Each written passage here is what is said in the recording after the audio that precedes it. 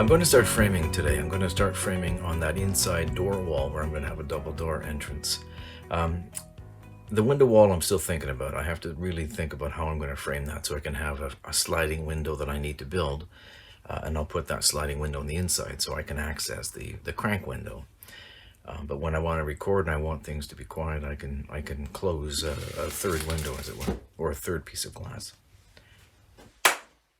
Before I begin, I want to make sure that I have a square corner. I need to know where I'm square so that when I start laying my bottom plate, I can measure off of that wall and know that it's going to work out and it's going to be square to the room.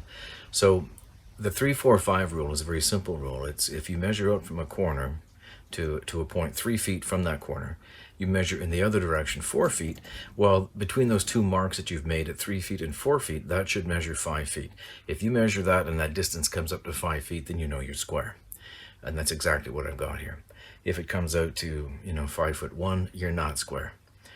But you can make square. You simply join those two marks, the 3 foot, the 4 foot mark, and where they intersect at 5 feet, you can draw a line out from that corner. That would be a square line.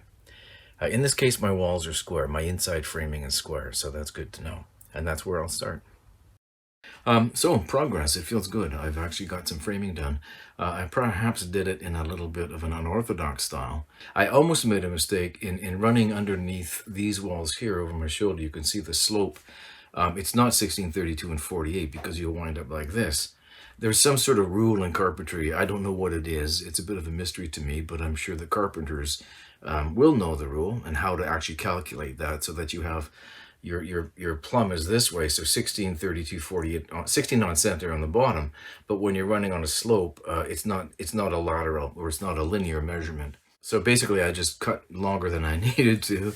And I put the stud up until it got plumb on it, marked it, and cut it at the right to the right length.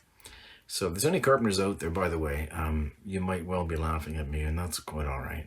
I'm not a real carpenter, but my walls are plumb, they are square. This is where I get to use up some of the 2x4 scrap that's been piling up on the floor underneath my saw.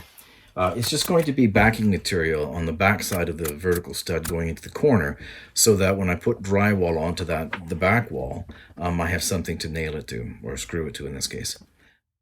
Perfect. Screw that in right there. I am aware that I do say nail this in or nail that in or nail this, nail that.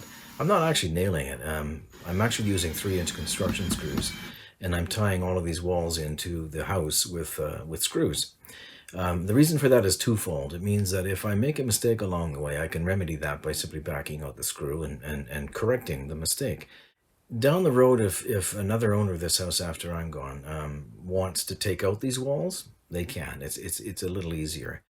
The other day, at the end of the workday, I of course had to get out of the room, and I couldn't because I had screwed down my bottom plate for this wall across the door opening, which is what you'd normally want to do so that you ensure that when you build your two doubled posts, either side of the doorway, the door frame, it's true and it's square and it's plumb, etc., etc.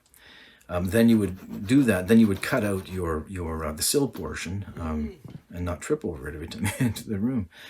The inside door is a 30-inch door, will be a 30-inch door when I build it. You can see that the 32.5-inch mark lines up with the stud wall, the original stud wall that helps frame the outside door. It's just nice to know that if I renovate that hallway in the spring and take off that shiplap and I put in a new door frame and a new outside door, then it'll line up. It'll line up perfectly. So I'm going to replace this switch box.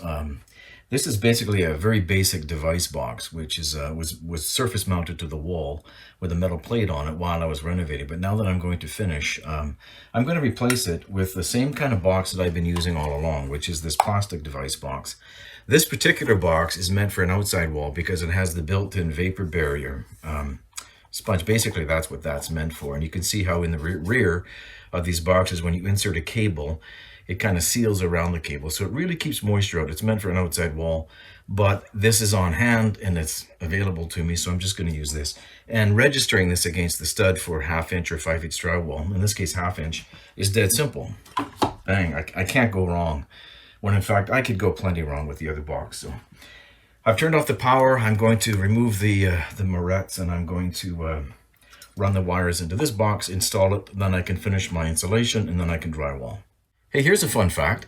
It turns out, I believe moret, I use the word moret for wire nuts. Apparently wire nut is what you call them when you're joining wires together. You twist them with your pliers, of course, then you add a wire nut. I've always known them as morets. Turns out that's a brand name, and in fact I have morets, but it's kind of like Kleenex and ketchup. Brand names, they're synonymous with the product, which is exactly what you want when you're marketing anything.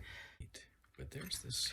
I've hit something of a little snag. Which is tied. The wiring is not quite what I expected it to be, simply because I believe because this is a dimmer switch and it's wired a little bit differently in order to provide the variations in voltage, I think, to the light switch. Or sorry, to the lights themselves, to the fixtures. You'll notice that this green is always going to be your ground. Here's your hot, which I'd expect to find, your black wire. Your neutral is white, but there's a red wire coming off this as well, which is tied to a brown wire, which is actually tied to the supply wire that's going to the fixtures. So I'm not quite sure what that's about. What I'm going to do is take this apart carefully, because I don't fully understand it. I'm going to take a picture. I'm going to very carefully make a note in terms of what's going to what color ties to what color on which wire. One is the supply wire. You can see it's labeled power. The other one is the light switch, which is feeding the fixtures downstream of this switch. So I'm going to very carefully disconnect this, and when I put it back together, I will refer to my notes and my photographs. This one I'm going to freshen up. Just take a little bit more off there. All the whites are, the neutrals are tied together. I'm going to flip this one down. Well, I'm going to just leave it like that for now because I want to drywall around that. Done, thank God. That's the door wall framed, other than the door itself, which is a later thing, a later step. But for now I can clean up that end of the room. I'll turn the room around and I will start working on that wall, which is the window wall, which is going to be a little bit trickier simply because I'm going to frame 2 sliding windows that I'm going to build.